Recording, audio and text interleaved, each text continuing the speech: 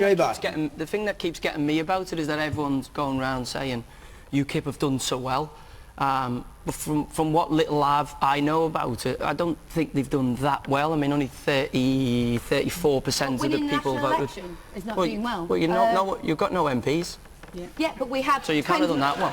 But we just won a national election, Joey. We just won a national election. Do you honestly think? Hang on, Louise. Do you honestly think? I listened when you spoke. Do you honestly think that 34% of those eligible to vote cared enough about what they were voting for to make a drastic change? Because for me they didn't. The others didn't mobilise their vote. At least we did. We won the election. Oh, you won the election. You won some seats in Europe in the European Parliament that nobody really cares about. Well, they because should nobody care about cared about voting for it. Well, they should care about it. Well, if you make the same traction, if you have the same traction in a general election, then I think people will sit up and take notice. I mean, obviously the mainstream political parties are sitting up and take notice, but all you represent to me as UKIP is the best of a bad bunch. So if I'm somewhere and there was 4 really ugly girls, I'm thinking, well, she's not the worst, because that's all you are. That's all you are to us. That's all you are. I have to say, the ignorance just espoused by this gentleman here, he basically fulfills the mission, doesn't he, that footballers' brains are in their feet.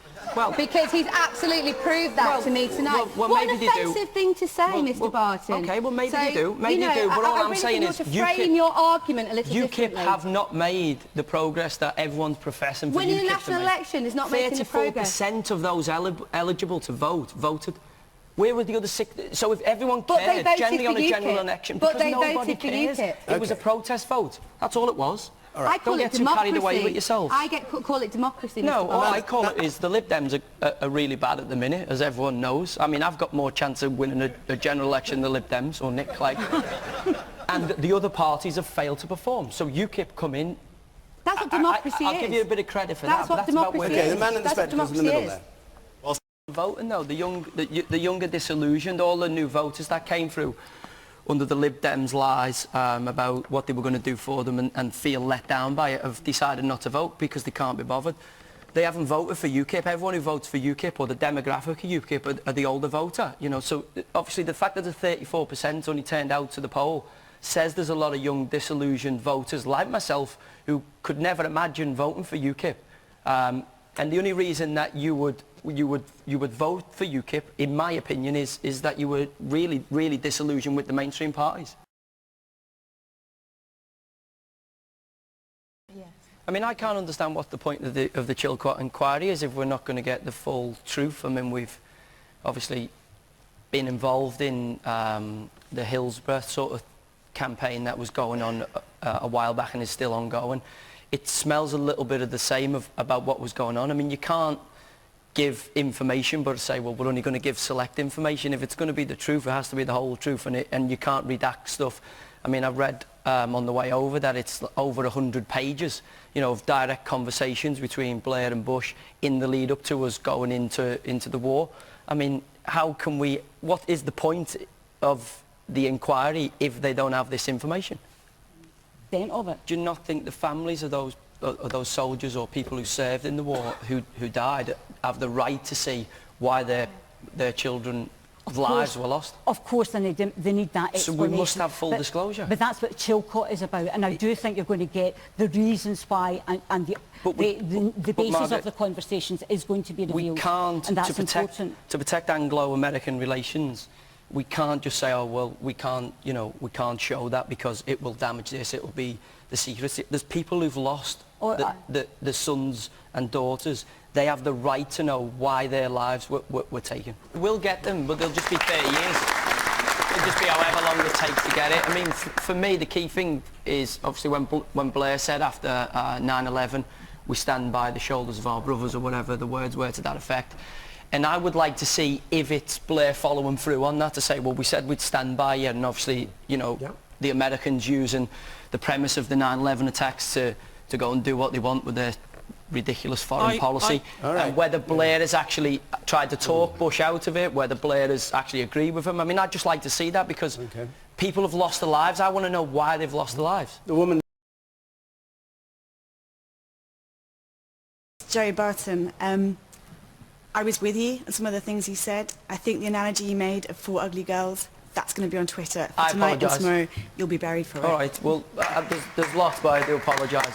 I couldn't think of a better one. I mean, this is the first time I've ever done it. As Louise rightly pointed out, my brains are in my feet, which is an equally I think I could see on your face statement. you realise what you said, but it will Yeah, carry. maybe I was a little bit nervous. I apologise. That's all I can... Okay, let's leave the mea culpa.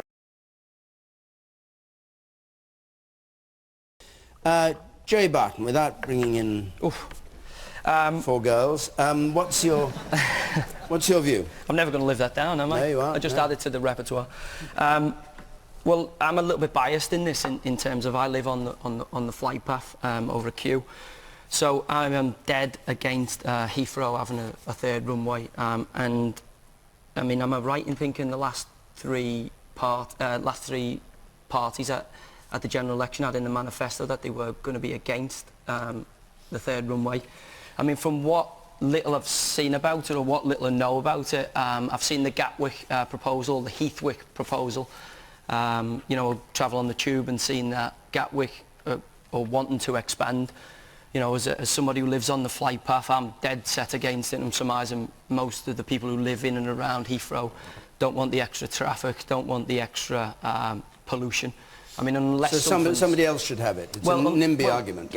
Gatwick, I mean, you know, they were talking about making this Heathwick and making it a terminal and putting the high-speed... But people live around Gatwick too, and they have houses and homes, and there's noise. Yeah, but they seem to want it. I mean, has anyone done any research to find out whether they want it? I mean, I know Heathrow people, or certainly people in this region, are against it. I mean, what I don't understand is why the other parties on the manifesto were against it, and what's changed, you know, have we got silent planes, is there less pollution? What's changed now to the next election? Well, not there. Look, I live on the flight path.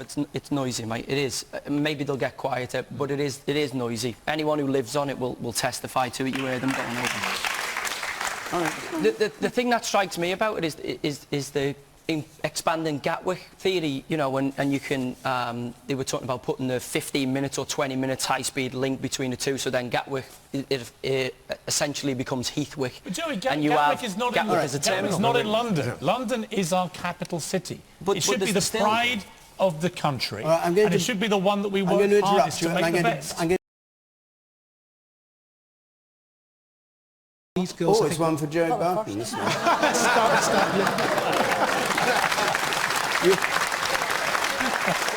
The heaviest girls in Europe. The 3rd heaviest girls, is that right? That was the first. Yes.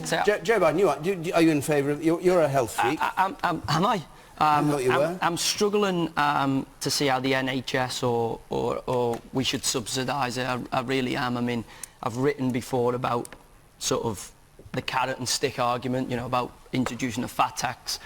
I think, you know, people obviously are aware of the kind of things they're putting in their mouth. The thing that gets me, I think, and this may be where the government can help, is I know a lot of people who are low-income families, you know, and they would really like to eat healthily, eat organic, but it's very, very expensive. And the alternative for them is they've got to feed the kids, and the stuff that's really cheap is the stuff that's pretty crap. I mean, if the government could introduce something where maybe, you know, people on low income or benefits can receive a coupon or a token or something that allows them to get fresh vegetables, fresh fruit and veg, and give the kids a healthy diet, then I think that'd be a good thing. Okay.